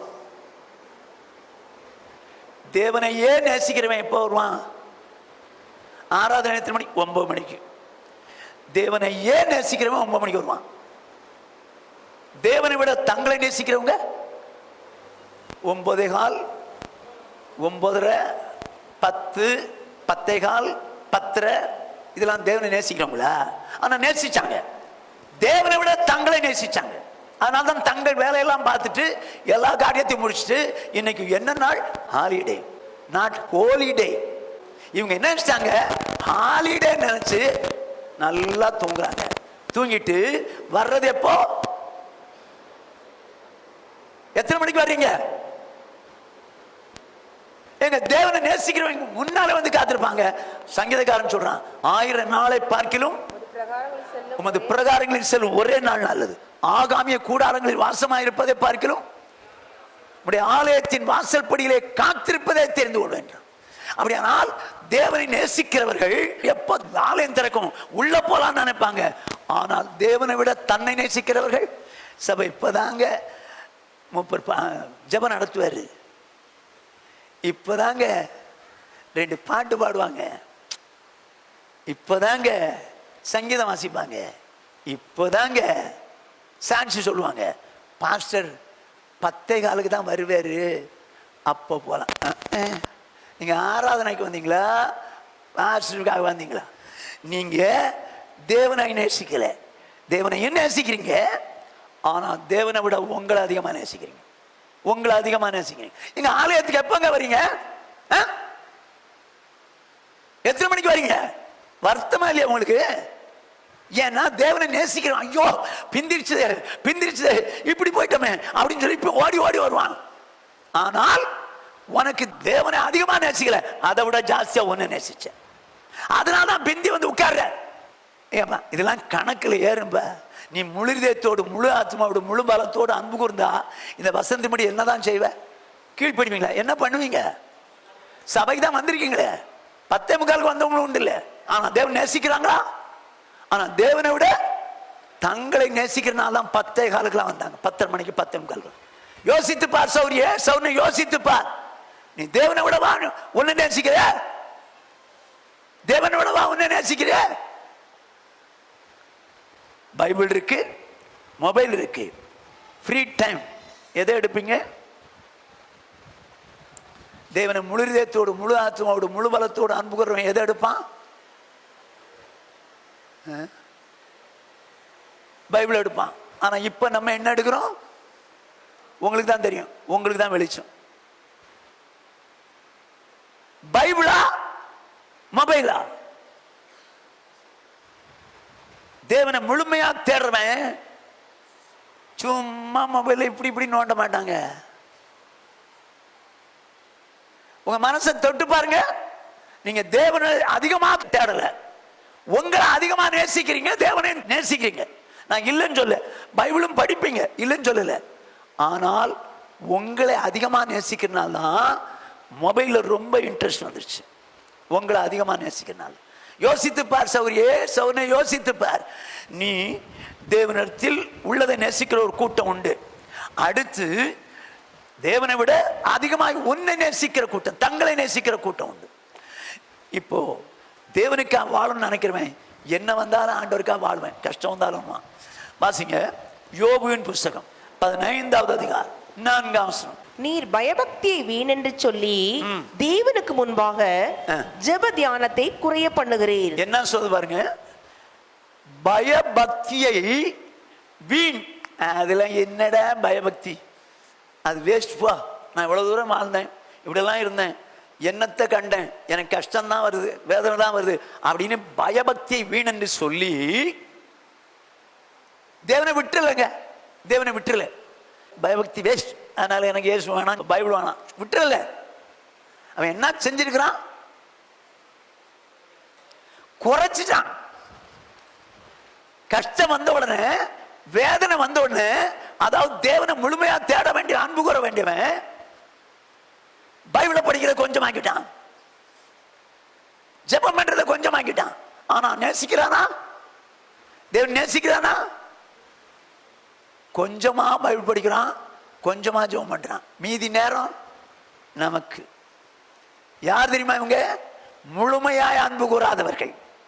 பயபக்தி வேஸ்ட் அப்படின்னு நினைச்சிட்டு, சே இனிமே ஆண்டவரே வேணாண்டா, பைபிள் வேண்டாண்டா, ஆராதனை வேண்டாண்டா, அப்படி விட மாட்டேங்கிறான். அதுக்கு மாறா ஜெபத்தையும் தியானத்தையும் குறை பண்ணிக்கிறான். இன்னைக்கு நிறைய பேர் கஷ்டங்கள் வந்த உடனே பைபிள் படிக்கிறது குறைஞ்சிரும், ஜெபம் பண்றது குறைஞ்சிரும், ஆலயத்துக்கு வர்றது குறைஞ்சிரும். காரணம் என்னன்னு சொல்லுங்க? தேவனை முழு இதயத்தோடு நேசிக்கல, முழு ஆத்மாவோடு நேசிக்கல, முழு மனதோடு நேசிக்கல. ஆனா நேசிக்கிறாங்க கொஞ்சமா. 100% இல்லாம 90% தங்களுக்காக வாழுவாங்க, 10% ஆண்டவருக்காக. எப்படிங்க சரியா இருக்கு? எப்படி சரியா இருக்கு? தேவன் ஒத்துக்க மாட்டாரு. ஆனா நம்ம ஆண்டவரை எப்படி நேசிக்கணும்னு எதிர்பார்க்கிறாரு? முழு இதயத்தோடும் முழு ஆத்மாவோடும் முழு பலத்தோடும் அன்பு கூறணும்னு விரும்புறாரு. ஆனால் நமக்கு அந்த அன்பு வரலையே. இயேசு வர்றாருன்னு தெரிஞ்சு கூட அந்த அன்பு நம்மகிட்ட இல்லையே. காரணம் என்ன? தேவனை விட தங்களை அதிகமாக நேசிக்கிறனால, தேவனை விட தங்களை அதிகமாக நேசிக்கிறனால. இந்த காலவெளியில் வந்திருக்கிற சௌரனே சௌரியே, உன் வாழ்க்கை கொஞ்சம் யோசித்துப்பார், உன் வாழ்க்கை கொஞ்சம் யோசித்துப்பார். தேவனை விட ஒன்ன நீ அதிகமாக நேசிப்பாயனால் நீ இயேசு கிறிஸ்து வரும்போது பறக்க முடியாது. வேதம் சொல்றபடி சபிக்கப்பட்டவன் என்கிற லிஸ்டுக்கு போயிடும். ஒருவன் கர்த்தராகிய இயேசு கிறிஸ்துவினிடத்தில் அன்பு கூறாமல் போனால் அவன் சபிக்கப்பட்டவன். ஏன்? கர்த்தர் வருகிறார். கர்த்தர் வர்றாருன்னு தெரிஞ்சு கூட உனக்கு தேவன் மேல 100% நேசம் வரலையே. நேசம் வரலையே. என்னை ரட்சித்தவர் முழு இதயத்தோடு முழு ஆத்மாவோடு முழு மனதோடு முழு பலத்தோடும் அன்பு கூறணும் நினைச்சாரு. ஆனா நான் ஆண்டவர் நேசிக்கிறேன், ஆனா முழுமையா என்னால் நேசிக்க முடியாது அப்படின்னு சொல்றீங்களா? பாவம், உங்க நிலைமையாதான். ரைட். மூணாவது ஒரு கூட்டம். எப்படி? தேவனை முழுமையாய் நேசிக்கிற கூட்டம்.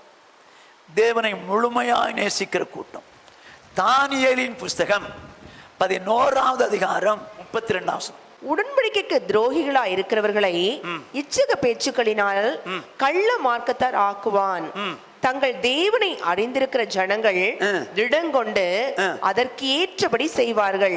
வேதம் சொல்லி பாருங்க, தங்கள் தேவனை அறிந்திருக்கிற ஜனங்கள் திடன் கொண்டு அதற்கேற்றபடி செய்வார்கள். எதற்கேற்றபடி?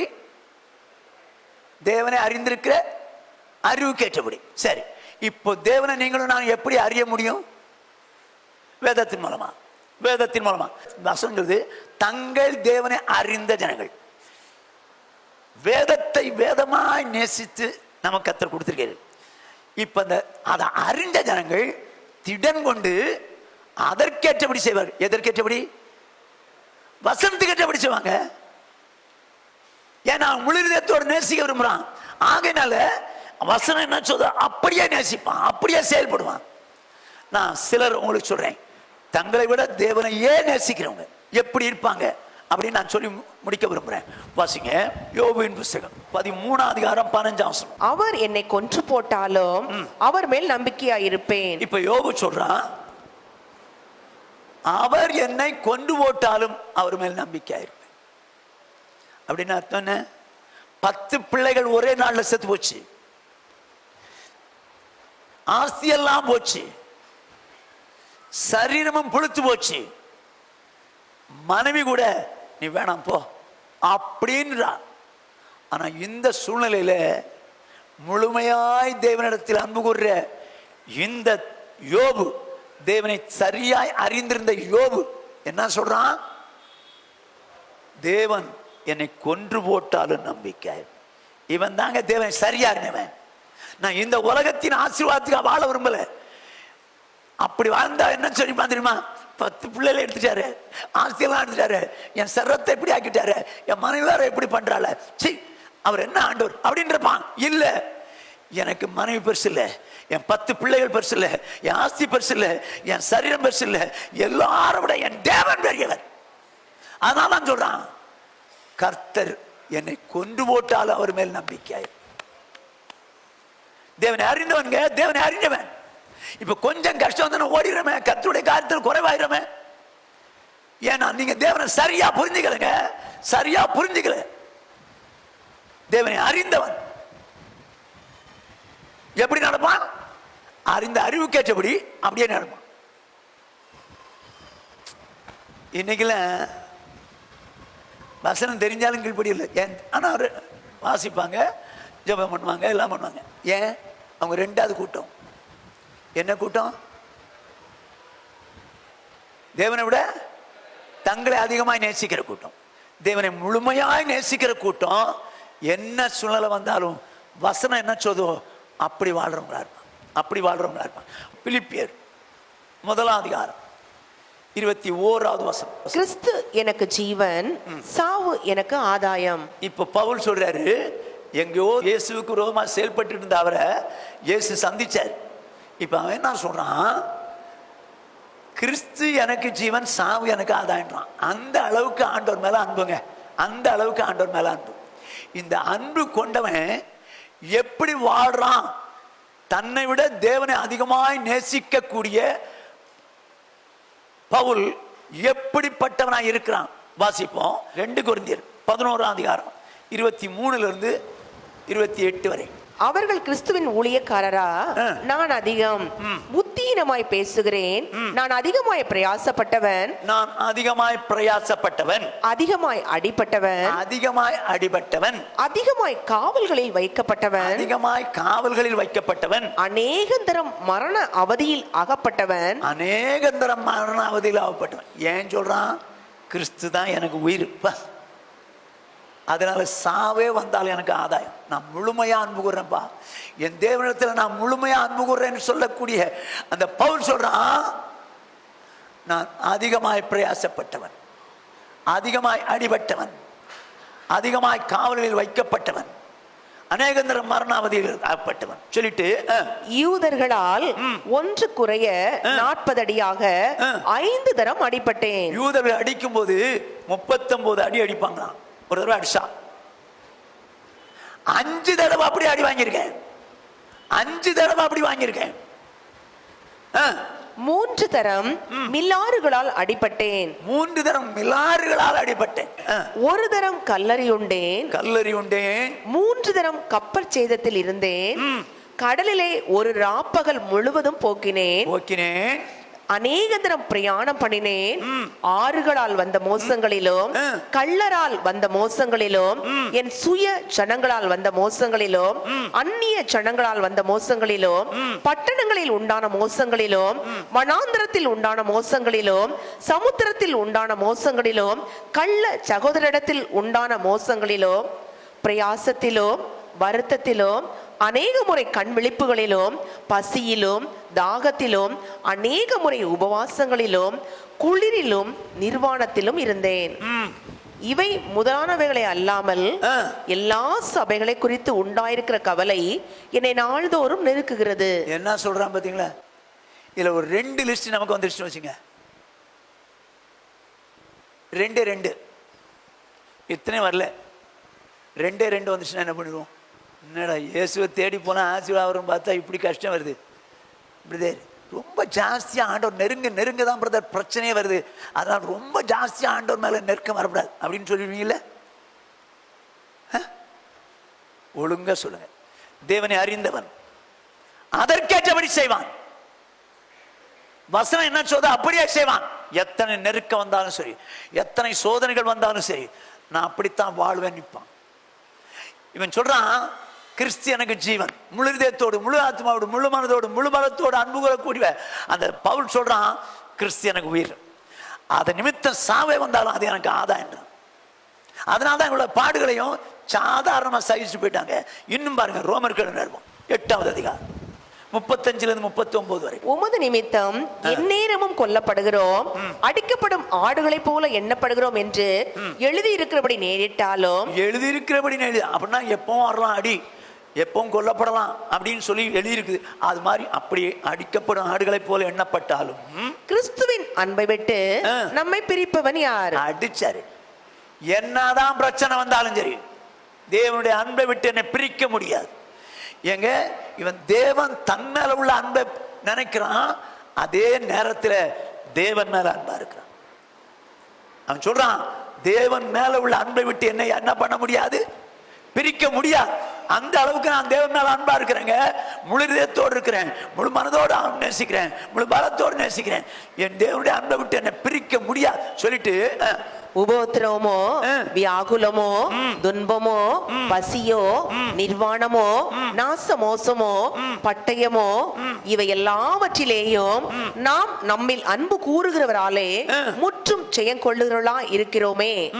மரணமானாலும் ஜீவனானாலும் தேவ தூதர்கள் ஆனாலும் அதிகாரங்கள் ஆனாலும் வல்லமைகள் ஆனாலும் நிகழ்காரியங்கள் ஆனாலும் வருங்காரியங்கள் ஆனாலும் உயர்வானாலும் தாழ்வானாலும் வேறு எந்த சிருஷ்டியானாலும் நம்முடைய கர்த்தராகிய கிறிஸ்து இயேசுவில் உள்ள தேவனுடைய அன்பை விட்டு நம்மை பிரிக்க மாட்டாதென்று நிச்சயித்திருக்கிறேன். ஹல்லேலூயா.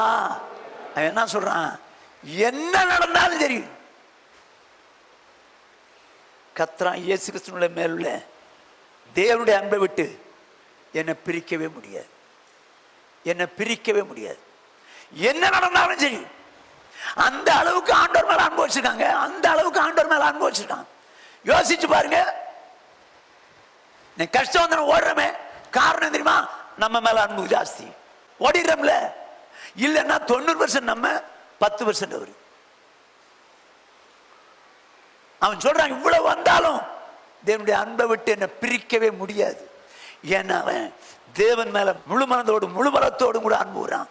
நமக்கு இத்தனை மாதிரி காரியம் ஏதாவது 1-2 வந்துச்சுனாலே ஆபத்துங்க. யோசிச்சு பாருங்க என்ன செய்யலாம்.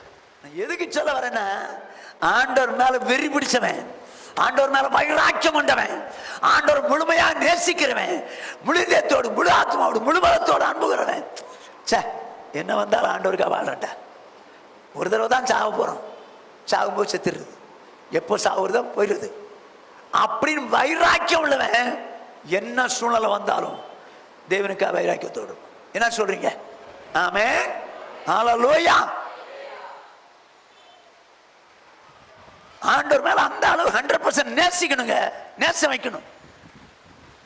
இன்னும் பாருங்க, வாசிப்போம். தானியேலின் புத்தகம் 3ஆம் அதிகாரம். இப்போ 14-18 வரைக்கும் படிக்கணும். இந்த சாத்ராக் மேஷாக் ஆபேத் என்பவங்க யூதேயா தேசத்துல அங்கிருந்து சிறைப்பிடிக்கப்பட்டு வந்தாங்க நேபுகாத்நேச்சாரால. இங்க அவங்க ஆபீசர் ஆயிட்டாங்க. இந்த சூழ்நிலையில ராஜா வந்து ஒரு பெரிய சிலையை உண்டாக்கிட்டான். அதை வணங்க சொல்லி எல்லாருக்கும் தண்டோரா போட்டான். எல்லாரும் வணங்குறாங்க. ஆனா இந்த 3 பேரும் வணங்காதனால இது ராஜாவுக்கு யாரோ சொல்லிட்டாங்க. சொன்னோன்னு அவங்க என்ன நீங்க வணங்க மாட்டேங்கிறீங்களாம்ல அப்படின்னு சொன்னோன்னு என்ன நடக்கும் பாருங்க. நேபுகாத்நேச்சார் அவர்களை நோக்கி, சாத்ராக் மேஷாக் ஆபேத்நேகோ என்பவர்களே, நீங்கள் என் தேவர்களுக்கு ஆராதனை செய்யாமலும் நான் நிறுத்தின பொற்சிலையை பணிந்து கொள்ளாமலும் இருந்தது மெய்தானா? என்ன சொல்றாங்க ராஜா? சாத்ராக் மேஷாக் ஆபேத்நேகோ, நீங்கள் என் தேவர்களுக்கு ஆராதனை செய்யாமல். அப்ப இதுவரைக்கும் நேபுகாத்நேச்சாருடைய தேவர்களுக்கு இவர்கள் ஆராதனை செய்யவில்லை. செகண்ட் பாயிண்ட், நான் நிறுத்தின பொற்சிலையை நீங்கள் பணிந்து கொள்ளவில்லை இருந்தது மெய்தானா? அப்படியானால் இவர்கள் தேவனை முழு இதயத்தோடு முழு ஆத்மாவோடு முழு மனதோடும் தேவனத்தில் அன்பு கூறுறவர்கள். யார் தெரியுமா? இவர்கள் யூதர்கள், தேவ ஜனங்கள். இவர்கள் முழு இதயத்தோடு கூட அன்பு கூறுறவர்கள். அப்படி அன்பு கூர்ந்ததுனால விக்கிரகத்தை வணங்க கூடாது, சொரூபத்தை உண்டாக்க கூடாது அப்படிலாம் தெரிஞ்சதுனால நாங்க வணங்கலன்னு விட்டாங்க, வணங்கலன்ட்டாங்க. இப்ப அவன் என்ன சொல்றான் பாருங்க. இப்போதும் எக்காலம், நாகசுரம், கிண்ணரம், வீணை, சூரமண்டலம், தம்புரு முதலான சகலவித கீத வாத்தியங்களின் சத்தத்தையும் நீங்கள் கேட்கும் போது தாழ விழுந்து நான் பண்ணி வைத்த சிலையை பணிந்து கொள்ள ஆயத்தமாய் இருந்தால் நல்லது. பணிந்து கொள்ளாதிருந்தீர்களே ஆகில் அந்நேரமே எரிகிற அக்கினிச்சுளை நடுவிலே போடப்படுவீர்கள். சரி, இப்ப அடுத்தாப்புல மியூசிக் வாசிப்பாங்க. அப்படி வாசிக்கும் போது நேரம் வந்து என்ன பண்ணணும்? பணிந்து கொள்ளணும். அப்படி போடல் பணியில எரிகிற அக்கினி சூளையில போட்டுருவேன் அப்படின்றார். இது யார் சொல்றது? ராஜாவே டைரக்டா 3 பேர்கிட்ட சொல்றாங்க. இப்ப அவங்க என்ன சொல்றாங்க பாருங்க.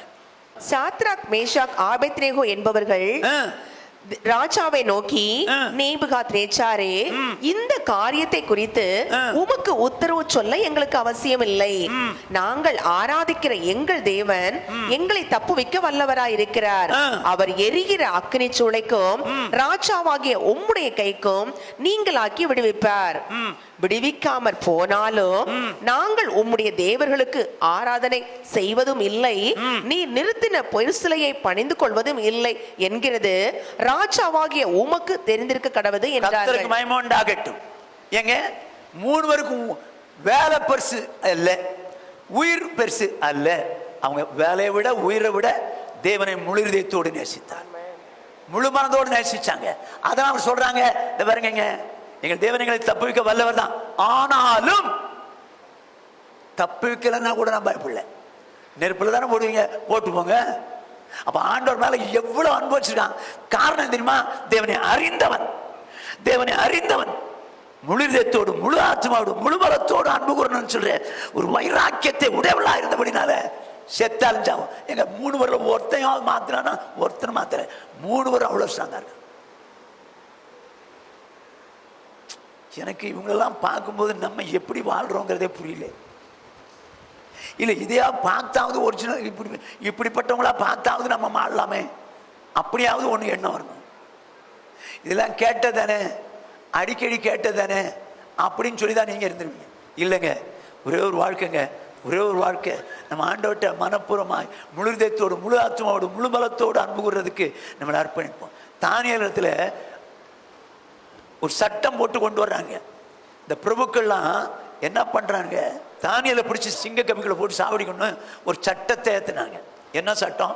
ராஜாவை 1 மாதம் வரைக்கும் ராஜாவை தான் வணங்கணும், வேற யாரையும் வணங்கினாலும் வேற தெய்வத்தை வணங்கினாலும் அவங்கள தூக்கி சிங்க கபில போட்டணும் ஒரு சட்டத்தை போட வச்சாங்க.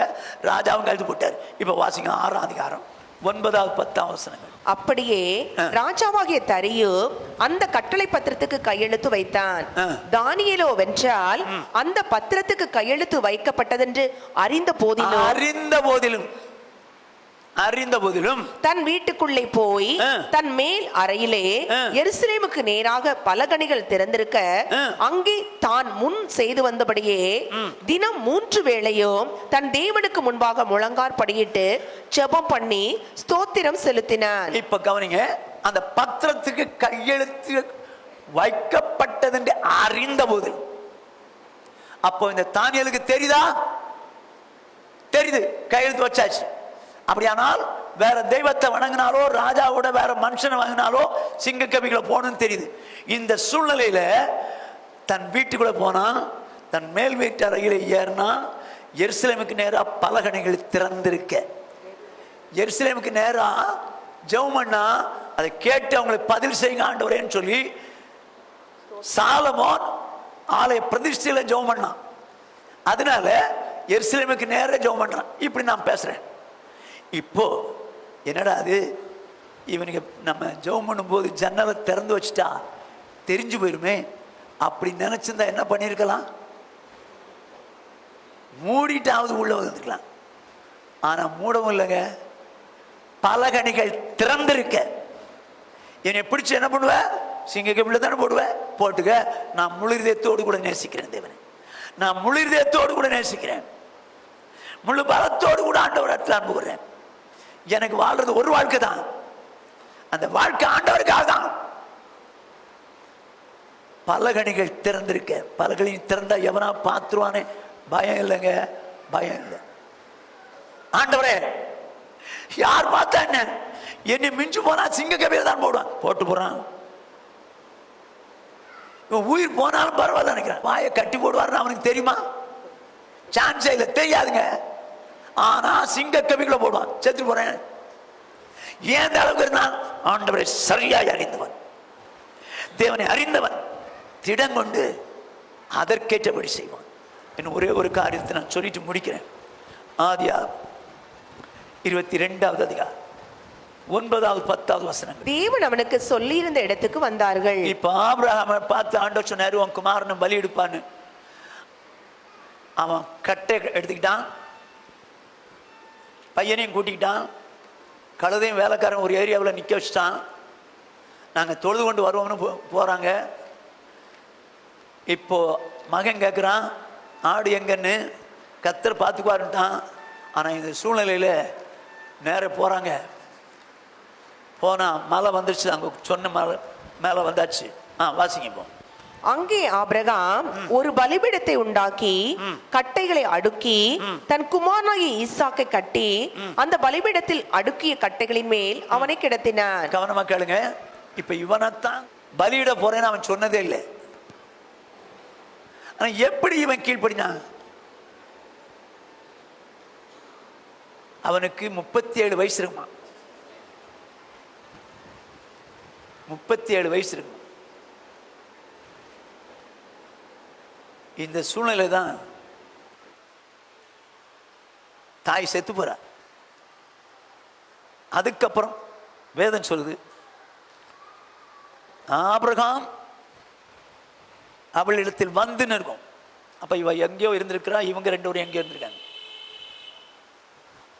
புலம்பி அழுறான். வேதம் அழகா சொல்லுது, தன் தாயின் சாவுனால அவன் துக்கத்தோடு இருந்திருக்கான். 40 வயசுல அவனுக்கு கல்யாணம் ஆச்சா? 40 வயசுல அவனுக்கு கல்யாணம் ஆகுது. கல்யாணம் ஆன போது ரெபேக்காள் அவனிடத்தில் அன்பு கொண்ட போது தன் தாய் மேல உண்டான அந்த துக்கம் ரெபேக்காளால் ஆற்றப்பட்டது. அப்ப எப்போ அது வரைக்கும் துக்கப்பட்டிருக்கான். நீங்க சின்ன வயசு இருந்தா அப்பவே போயிருக்கோம். இப்போ மகனை பலிபீடத்தில் கட்டை அடிக்கி இவனை கட்டி பண்ணிருக்காங்க. கிட்டத்தட்ட 37 வயசுன்னு சொல்றாங்க. ரைட். இப்ப பாருங்க. பின்பு ஆபிரகாம் தன் குமாரனை வெட்டும்படிக்கு தன் கையை நீட்டி கத்தியை எடுத்தான். போதும். இப்போ தேவன் மேல நேசம் கொண்ட இந்த ஆபிரகாம் முழு இதயத்தோடு முழு ஆத்மாவோடு முழு மனதோடு அன்பு கொண்டு வெட்ட போறான். அவனுக்கு அவன் தெரியும், என் தேவன் நம் வெட்டினா கூட அவனுக்கு திரும்ப உயிருள்ளவனா தந்துருவாருன்னு அவன் தெரியும், விசுவாசித்தவன். ஆனால் இவனுக்கு எப்படி தெரியும்? ஈசாக்குக்கு எப்படிங்க தெரியும்? வெட்டுறதுக்கு கத்தியை எடுக்கிறான். இவன் சத்தம் போடல. ஒரு தடவை தானே ஜீவன் போகும், ஒரு தடவை தானே உயிர் போகும். என் தேவனை நான் 100க்கு 100 நேசிக்கிறேன். என் தேவன் என்ன நேசித்து என்ன பலியாக்கணும்னு ஆண்டவர் சொல்றாரு எங்க அப்பாட்ட. ரெடி ஆண்டவரே, 100க்கு 100 நேசிக்கிறேன். எனக்கு உயிர் பெருசு இல்ல, பெத்தவங்க பெருசு இல்ல, ஆஸ்தி பெருசு இல்ல, நீங்க தான் பெருசுன்னு சொல்லி முழு இதயத்தோடு கூட தேவனிடத்தில் அன்பு கூர்ந்தபடினாலே தன்னையே பலியாக ஒப்பு கொடுக்கறதுக்கு தீர்மானிச்சோம். என்னங்க செய்யலாம்? ஆண்டவரே, நான் உண்மை முழுமையாய் நேசிக்க என்னை ஒப்பு கொடுக்கிறேன். ஆண்டவரே, ஆண்டவரே, எல்லாரை விட நான் உண்மை நேசிக்கிறேன், என்னை விட உண்மை நேசிக்கிறேன். தேவனை முழுமையாய் நேசிக்கக்கூடிய தேவ ஜனங்கள் உண்டு, என்னை ஒப்பு கொடுக்கிறேன் ஆண்டவரே அப்படின்னு சொல்லி இந்த கால வேளையில ஆண்டவர்கிட்ட ஒப்பு கொடுக்கலாமா? ஆண்டவர்கிட்ட அர்ப்பணிக்கலாமா? 3 விதமான கூட்டம். 1, தேவனிடத்தில் இருக்கிற வேலை நேசிக்கிற கூட்டம். 2, தேவனை விட தங்களை நேசிக்கிற கூட்டம். 3, தேவனை ஏன் நேசிக்கிற கூட்டம். ஆண்டவரே, நான் உண்மையே முழு இதயத்தோடு முழு ஆத்மாவோடு முழு மனதோடு முழு பலத்தோடு அன்புகிற என்னை ஒப்பு கொடுக்கிறேன். இஸ்ரவேலே நீ பாக்கியவான், இஸ்ரவேலே நீ பாக்கியவான். கர்த்தரால் ரட்சிக்கப்பட்ட ஜனமே உனக்கு ஒப்பானவன் யார்? சௌரனே சௌரியே நீ பாக்கியவான், பாக்கியவதி. இஸ்ரவேலே கேள், உன் தேவனாய் கர்த்தர் ஒருவரே கர்த்தர். நீ உன் முழு இதயத்தோடும் முழு ஆத்மாவோடும் முழு மனதோடும் முழு பலத்தோடும் உன் தேவனாய் கர்த்தருக்கு அன்பு கூறுவாயாக. ஐயா, முழுமையா அன்பு கூறுறதுக்கு தான் கர்த்தர் வச்சாரு. இயேசு வரப்போறாருன்னு தெரிஞ்சும் அன்பு இல்லாமல் போனால் அவன் சபிக்கப்பட்டவன் என்று இருக்குது. இல்ல ஆண்டவரே, நான் முழுமையா இடத்தில் அன்பு கூற என்னை மனப்பூர்வமாக ஒப்பு கொடுக்கிறேன். 100% உங்களையே நேசிக்க விரும்புகிறேன் ஆண்டவரே, 100% உங்களையே நேசிக்க விரும்புகிறேன். ஆண்டவர்கிட்ட சொல்லாமா? எல்லாரும் முழங்கால் படிக்கலாம், ஆண்டவர்கிட்ட கேட்கலாம். ஆண்டவரே, நான் முழுமையா இடத்தில் அன்பு கூற என்னை ஒப்பு கொடுக்கிறேன். தேவனிடத்தில் இருக்கிறதை நேசித்த காலம் உண்டு ஆண்டவரே, என்னை மன்னிச்சிருங்க. அதே நேரத்தில் ஆண்டவரே, உங்களை விட என்ன அதிகமா நேசித்த நாட்கள் உண்டு, காலம் உண்டு, என்னை மன்னிச்சிருங்க ஆண்டவரே. உங்களையே 100க்கு 100 நேசிப்பதற்கு என்னை ஒப்பு கொடுக்கிறேன். முழு இதயத்தோடு முழு ஆத்மாவோடு முழு மனதோடு முழு பலத்தோடு அன்பு கூறுறதுக்கு என்னை ஒப்பு கொடுக்கிறேன் ஆண்டவரே அப்படின்னு சொல்லுவோம். நீங்க ஒப்பு கொடுத்தீங்கன்னா வாழ்றதுக்கு கர்த்தர் கிருபை தந்துடுவார். என்னால முடியாதுன்னு சொன்னா கிருபை வராது. ஆண்டவரே, என் வாழ்க்கையில் ஒரே ஒரு வாழ்க்கை ஆண்டவரே, எனக்கா உயிரை கொடுத்தீங்களே, எனக்கா தன்னையே பலியாக்குனீங்களே, இப்படி என் மேல அன்பு கூர்ந்து செஞ்சீங்களே, நான் உண்மையே 100க்கு 100 நேசிக்கிறேன் ஆண்டவரே, 100க்கு 100 நேசிக்கிறேன், என்னை ஒப்பு கொடுக்கிறேன் ஆண்டவரே, என்னை அர்ப்பணிக்கிறேன் ஆண்டவரே. எல்லாம் வாயம் திறந்து சொல்லுங்க. எங்கள் மகா பரிசுத்தமுள்ள எங்கள் பரலோக பிதாவே, உம்முடைய பரிசுத்தமுள்ள நாமத்தை வாழ்த்தி ஸ்தோத்திரிக்கிறேன். இஸ்ரவேலே, நீ பாக்கியவான், கர்த்தரால் ரட்சிக்கப்பட்ட ஜனமே, உனக்கு ஒப்பானவன் யார் என்று சொல்லி இஸ்ரவேல் ஜனங்களை ரட்சித்து பாக்கியவான்களாய் மாற்றினீர். அவள் முழு இதயத்தோடு, முழு ஆத்மாவோடு, முழு பலத்தோடு இடத்தில் அன்பு கூற வேண்டும் என்று எதிர்பார்த்தீர். எங்களை ரட்சித்தீர். நாங்கள் இயேசு வருவார் என்று தெரிந்த இடத்தில் முழு இதயத்தோடு, முழு ஆத்மாவோடு, முழு பலத்தோடு அன்பு கூறாமல் போனால் நாங்கள் சபிக்கப்பட்டவளாய் மாறிவிடுவோம். ரட்சிக்கப்பட்ட நாங்கள் பாக்கியவான்களை இருந்த போதிலும் சபிக்கப்பட்டவளாய் மாறிவிடுவோம். இந்த வேளையில் நாங்கள் செபிக்கிறோம் ஆண்டவரே, தேவனிடத்தில் உள்ளதை நேசிக்கிற கூட்டத்தாராய் நாங்கள் வாழ விரும்பல. தேவனை விட எங்களை அதிகமாய் நேசிக்கிற கூட்டத்தாராய் இருக்க விரும்பல. 100% தேவனையே நேசிக்கிற கூட்டத்தாராய் ஜனங்கள் அன்றைக்கு வாழ்ந்தார்களே, அப்படி நாம் எங்கள் சபையும் வாழ எனக்கு எங்களுக்கு கர்த்தர் கிருபை தருவீராக. எனக்கு எங்களுக்கு கர்த்தர் கிருபை தருவீராக. முழு இதயத்தோடும், முழு பலத்தோடும், ஆண்டவரே முழு மனதோடும் இடத்தில் அன்பு கூற என்ன எங்கள் சபையை ஒப்பு கொடுக்கிறோம். அப்படியே நடத்துங்க, ஆசீர்வதிங்க, சமாதானத்தோடு அனுப்புங்க. இயேசு கிறிஸ்துவின் இன்ப நாமத்தில் பிதாவே. என் ஆத்மாவே கர்த்தரை ஸ்தோத்திரி, என் முழுவதுமே பரிசுத்த நாமத்தை ஸ்தோத்திரி. என் ஆத்மாவே கர்த்தரை ஸ்தோத்திரி, அவர் செய்த சகல உபகாரங்களை மறவாது.